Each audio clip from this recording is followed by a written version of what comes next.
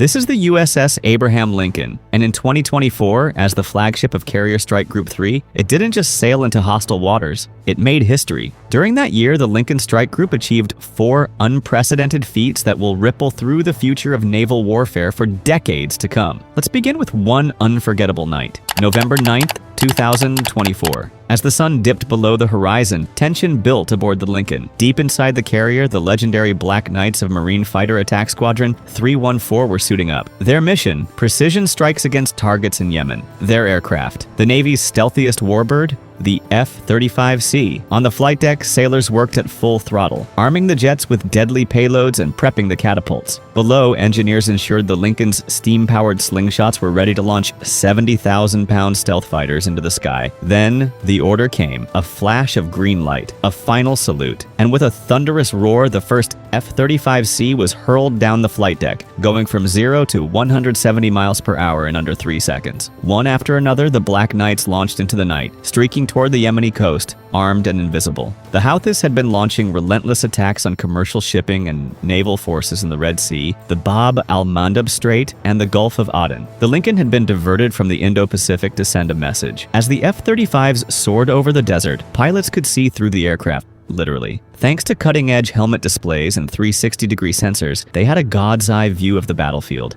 Every target, every threat, and every flight path was projected right before their eyes. Multiple mountain bunkers were obliterated. A bridge connecting 2 key sites was vaporized. The explosions were so intense that one mountain's peak reportedly blew clean off. The message was clear: the skies belonged to the Black Knights. And when the sun rose, every jet was back on deck, unscratched. Mission complete. This wasn't just another airstrike, it was a historic first. The F-35C, the Navy and Marine Corps' carrier-launched stealth fighter, had just completed its first ever combat mission. But the F-35s didn't fly into danger alone. High above, circling like silent guardians, were EGA-18G Growlers, electronic warfare aircraft flown by the Navy's Electronic Attack Squadron 133, known as the Wizards. Their job wasn't to drop bombs. It was to turn out the lights on enemy defenses. Under their wings was something brand new: the AN/ALQ-249 Next Generation Jammer. This wasn't just an upgrade, it was a revolution, but aging fast.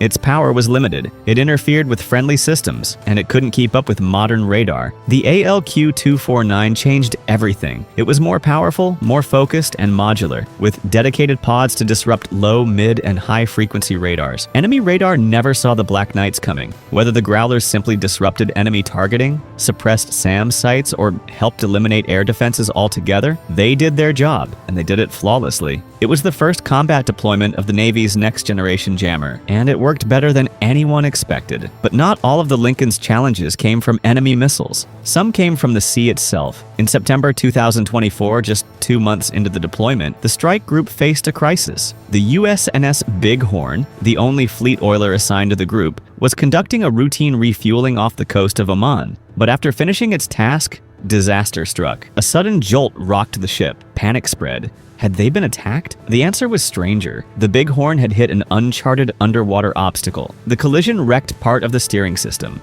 The ship limped into port for repairs, but it was out of commission. And with it, the strike group's only source of fuel was gone. Without fuel, flight operations grind to a halt. The Lincoln's aircraft would be grounded. The destroyers and escorts, dead in the water. There were no backup oilers in the region, so the Navy did something it hadn't done in decades. It called in a civilian oil tanker, the Overseas Mykonos. The problem? Its crew had zero experience conducting refueling at sea operations with a nuclear aircraft carrier. After weeks of coordination, the moment came. At sunrise, the Lincoln and the Mykonos closed the distance, slowly, dangerously, down to just 180 feet. Sailors on the Lincoln fired special shot lines across the water. The civilian crew hauled in the fuel rig. One misstep could have been fatal. If the tanker drifted too close, it could be sucked into the carrier's hull. Too far, and the fuel rig could snap, sending high-tension cables whipping across both decks. But it worked. Fuel flowed. Jets could fly, the mission would continue. This marked a first in modern naval combat, a U.S. carrier refueled by a commercial vessel, and yet the Lincoln Strike Group wasn't finished. In August 2024, American and Italian naval officers launched a bold new experiment, a multi-deck operation, integrating flight ops across multiple Allied aircraft carriers. Pilots and deck crews from the USS Abraham Lincoln